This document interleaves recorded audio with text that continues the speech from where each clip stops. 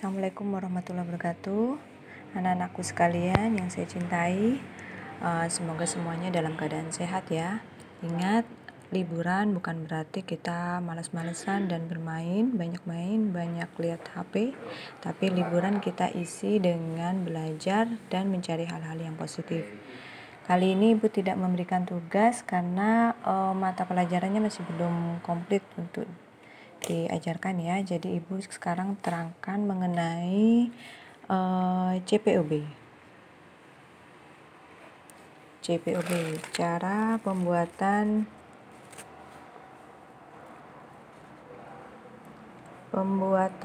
obat yang baik dan benar. Nah, anak-anakku sekalian, ini peran farmasis. Ini yang paling penting dalam peran kita.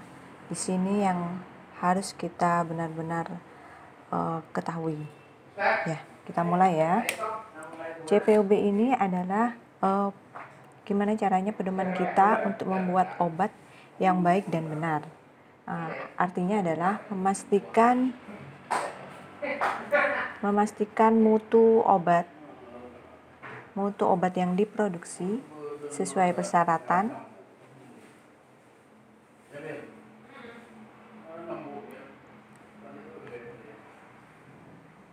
dan tujuan penggunaan. Tujuannya untuk apa? Apakah obatnya diberikan untuk tujuan analgesik atau untuk yang lainnya ya, tujuan penggunaan. Nah, mutu obat ini dalam penerapan CPOB harus konsisten. Tidak boleh naik dan tidak boleh naik, tapi tidak boleh turun ya. Jadi mutu obatnya harus konsisten. Kemudian dalam CPOB ini mencakup semua aspek CPOB ini mencakup semua dari produksi sampai obat itu jadi dan sampai akhirnya untuk pengendalian mutu.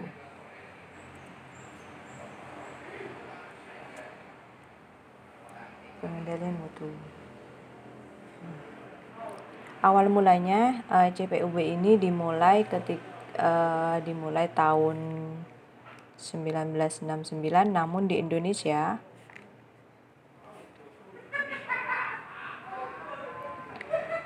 baru dimulai pada tahun 1971. Hanya saja konsepnya masih sederhana. Kemudian keluar tahun CPOB edisi 1 ini baru keluar pada tahun 1988 atau tepatnya tanggal 2 Februari 1989 ya. Ini perembukannya tahun sekian, 1988.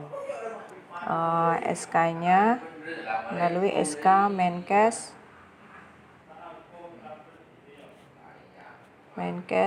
RI nomor 43 Menkes SK 2/1988. Kemudian dari CPOB edisi 1 ini BPOM juga mengeluarkan SK Dirjen POM nomor 05411 A garing SK garing 12 tahun 89. Ini tepatnya tanggal 16 Desember 1989. Kemudian CPOB edisi kedua keluar lagi. Edisi 2 ini keluar tahun 2001. Kemudian CPOB edisi ketiga ini keluar tahun 2006. CPOB edisi keempat, ini keluar tahun 2012 dan ini yang dipakai sampai sekarang. Ini nomor SKB POM-nya nomor HK 03 1 33 12 12 8 1 95.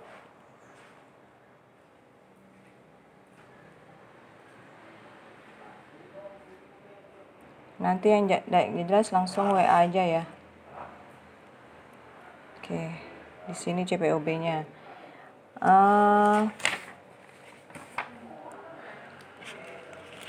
Yang perlu diketahui dalam CPOB, aspek-aspek yang terkait dengan CPOB. Yang pertama adalah manajemen mutunya. Yang kedua adalah SDM-nya atau personalianya. Yang ketiga adalah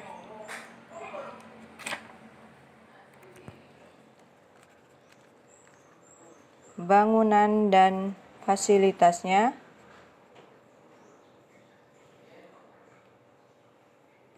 Dan yang keempat, peralatan. 5, sanitasi dan higien. Keenam, produksinya. 7, pengawasan mutu.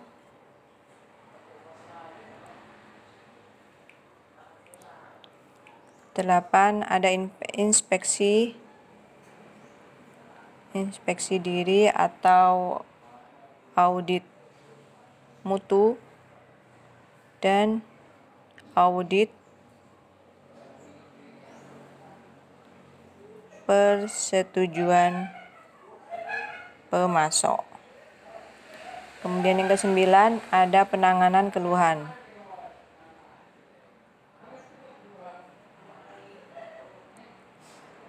Terhadap produk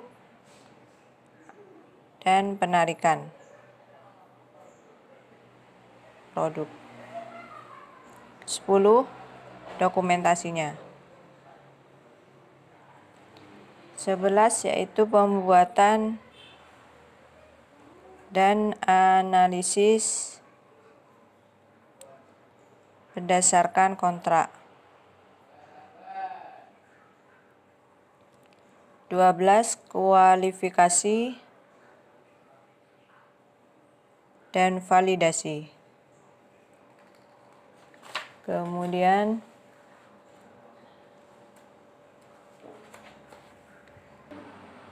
sudah ada 12 aspek-aspek CPOB.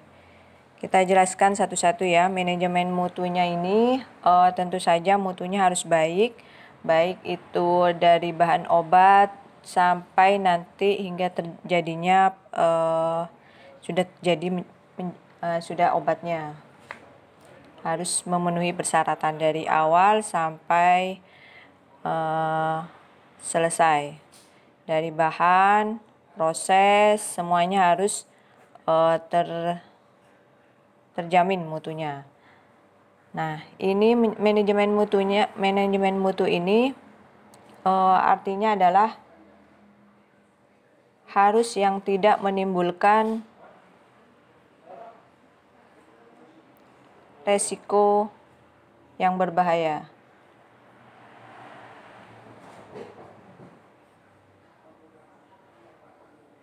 Maksudnya risiko yang berbahaya ini artinya tidak aman, mutu rendah,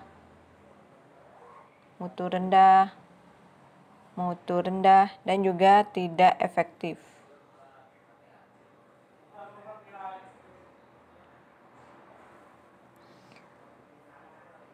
Jadi seorang yang menjamin manajemen mutu ini harus benar-benar bertanggung jawab dalam kriteria ini ya. Kemudian untuk personalia atau SDM-nya, ini di sini ada yang harus bertanggung jawab pada masing-masing semuanya ini, personalianya ini. Syaratnya adalah yang pertama, SDM ini harus tahu tentang tanggung jawabnya. Kemudian dia juga harus tahu tentang prinsip-prinsip CPOB. Kemudian pernah ikut pelatihan, selalu ikut pelatihan. Kemudian pelatihannya ini tidak hanya stuck di awal saja, tetapi harus berkesinambungan ya. Kemudian mempunyai terkualifikasi baik.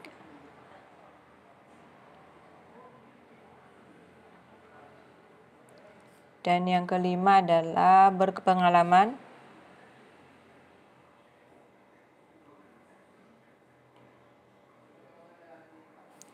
Dan yang keenam, dia hanya membidangi satu bidang saja, artinya tidak diberikan tanggung jawab yang lainnya, tidak dibebani tanggung jawab yang lainnya. Sehingga dia tetap fokus terhadap apa yang dia kerjakan, pekerjaan lainnya. Ya, itu mengenai personalia. Personalia ini dalam industri farmasi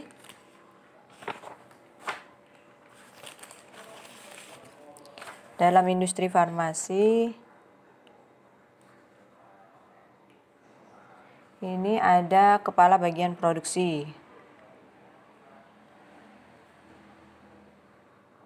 Kemudian ada lagi kepala bagian pengawasan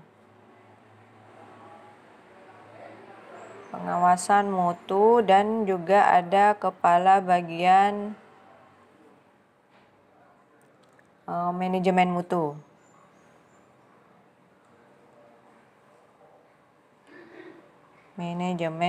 Ya.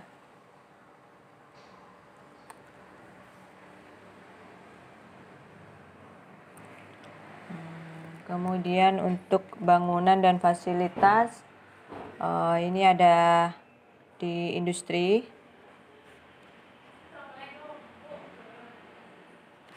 Ini untuk industri ada kelasnya, ada kelas A, B, C, dan D.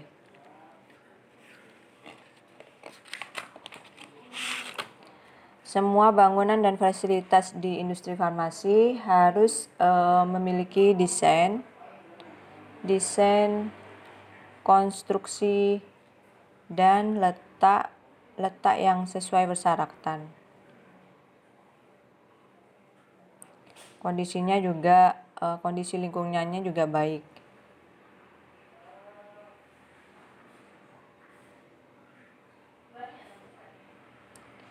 Kemudian untuk kelas A ini ya, ini produk steril. Ini bangunan di industri ya, ada dibedakan dari empat ruangan atau empat kelas ya. Yang pertama adalah kelas A. Kelas A ini merupakan produk atau tempat yang merupakan zona pada kegiatan yang risiko tinggi.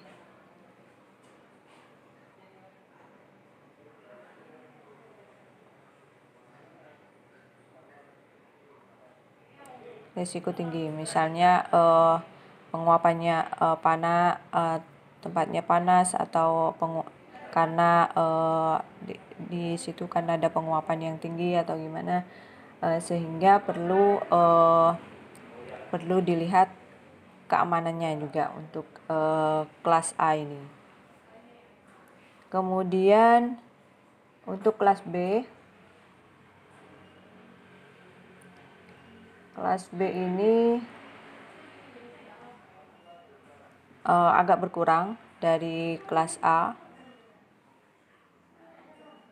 di belakang zona A. Kemudian untuk C dan D ini merupakan area bersih, sudah area bersih, sehingga bisa dibuat untuk tahap pembuatan pengemasan, kemudian pelabelan dan lain sebagainya, itu C dan D.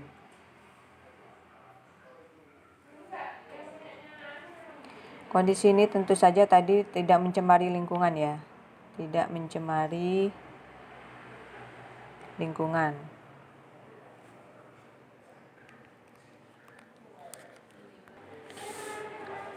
Kemudian setelah bangunan dan fasilitas ini peralatan.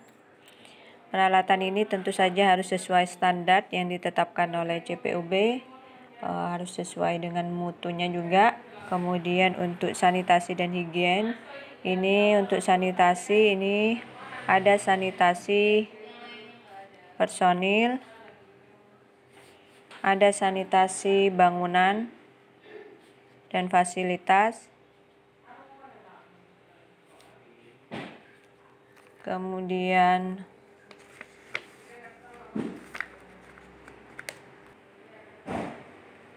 untuk higiennya dilakukan pembersihan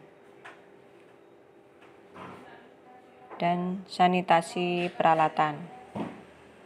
Oh ya, sanitasi peralatannya. Kemudian produksinya ini harus memenuhi standar juga sesuai aturan CPUB. Untuk produksi ini yang pertama adalah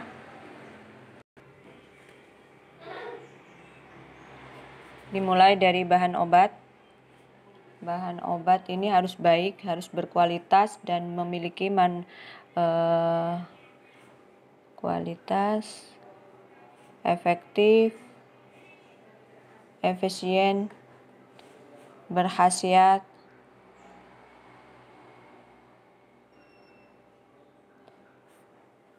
jadi sesuai standarnya. Kemudian untuk setelah bahan obat ini digunakan, setiap industri memiliki sertifikat CPUB dari bahan obat ini.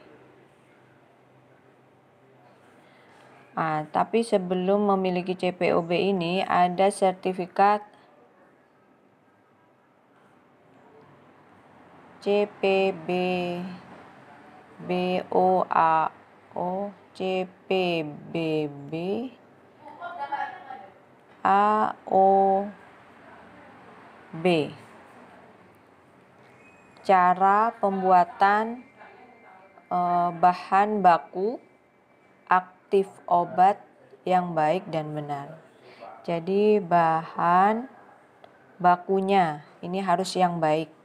Bahan baku aktif obatnya untuk dijadikan bahan obat ini harus memiliki harus yang sesuai atau harus memiliki sertifikat ini sebelum diproduksi, sebelum mencapai bahan obat ini, sebelum diproduksi dan sehingga nantinya didapatkan sertifikat CPOB. Kemudian bahan aktif obat tadi sudah ya. Dari bahan obat ini akan jadi produk setengah jadi atau produk antara, dinamakan produk antara. Ini artinya produk antara ini masih memerlukan tahapan selanjutnya ya. Tahapannya belum selesai, tahapan selanjutnya. Kemudian setelah ini jadi produk ruahan. Ini artinya hanya tinggal pengemasan. Kemudian dari produk ruahan ini akan dihasilkan produk jadi. Nah, ini sudah pengemasan.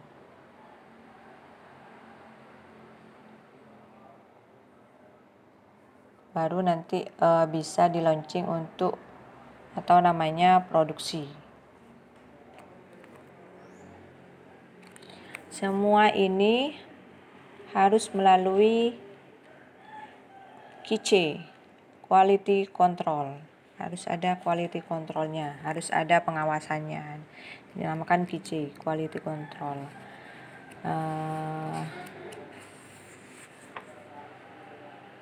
Nah, setelah produksi ini tentu saja nanti akan dihasilkan nomor batch dan atau lotnya. Jadi nanti juga didaftarkan di BPOM hingga didapat nanti juga ED-nya berapa. Kemudian sebelum di launching dia harus dikarantina dulu.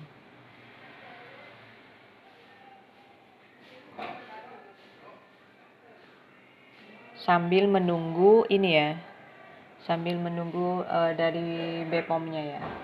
Diluluskan atau tidak. Setelah dari BPOM lulus, diluluskan, dari BPOM lulus atau ditolak, baru dia nanti keluar ED-nya. ED nomor batch ini dikeluarkan oleh perusahaan ya. Kalau ini dikeluarkan sama BPOM-nya. ED terus tanggal produksi harus dicantumkan ini.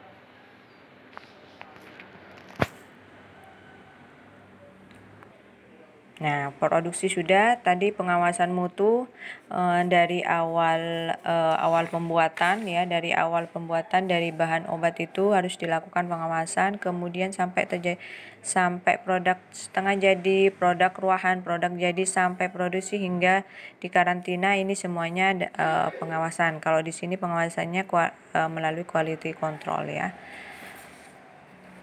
Pengawasan mutu. Tugas dari pengawasan mutu intinya adalah memastikan bahwa mutunya tetap terjamin, tidak berubah. Kemudian tahapan proses produksinya yang dilakukan sesuai SOP atau sesuai prosedur. Kemudian juga mutu ya. Kemudian juga memastikan proses akhir setelah di launching ini. Dia juga harus selalu mengevaluasi hasil produknya. Apakah produknya setelah di launching dan dipasarkan di luar ini berubah kualitasnya atau tidak. Jadi di sini harus ada laboratorium ya. Jadi semua nomor batch yang keluar dia harus periksa selama proses tersebut. Kemudian setelah pengawasan mutu harus ada inspeksi diri atau audit mutu atau audit persetujuan pemasok. Ini dari pengawasan mutu nanti yang merekom. Inspeksi diri apakah dari awal sampai selesai ini sudah benar. Kemudian mereka melakukan audit mutu antara intern. Kemudian juga harus ada audit persetujuan pemasok. Artinya bahan baku yang diambil ini dari mana harus dilakukan pemantauan juga. Kemudian yang kedua, yang ke-9 adalah penanganan keluhan. Penanganan keluhan ini apakah terjadi keluhan setelah rilis produknya atau tidak, atau apakah terjadi kemudian apakah terjadi penarikan kembali produk tersebut oleh BPOM. Ini harus ada orang yang menangani. Kemudian dilakukan dokumentasi, tentu saja dari awal sampai akhir harus tercatat, harus terkontrol, harus terdokumentasi. Ini harus ada pencatatannya. Bagaimana formulanya, bagaimana alurnya, bagaimana SOP-nya, kemudian bagaimana hasil labnya, bagaimana hasil di lapangan dan lain sebagainya. Ini harus ada dokumentasi tentu saja ya. Kemudian pembuatan dan analisis berdasarkan kontrak. Pembuatan ini harus benar, harus sesuai standar, disetujui dan dikendalikan tentu saja ya. Kemudian kualifikasi dan dilakukan validasi. Harus dilakukan validasi sebagai bukti pengendalian terhadap aspek kritis atau mutunya terjamin atau tidak gitu. Jenis validasi yaitu yang pertama kualifikasi. Jenis validasi ya, kualifikasi. Kemudian validasi metode analisis.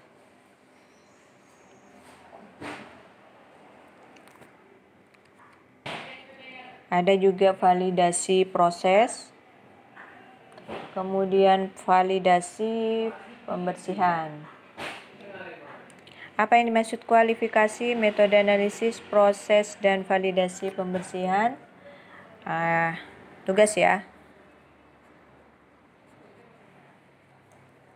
Nah, untuk selanjutnya Ibu nanti akan jelasin bagaimana caranya ketika untuk pembuatan obat ini. Sampai ketemu di lain kesempatan ya. Mudah-mudahan kita bisa bertatap lagi kembali. Amin. Tetap jaga kesehatan dan terima kasih. Assalamualaikum warahmatullahi wabarakatuh.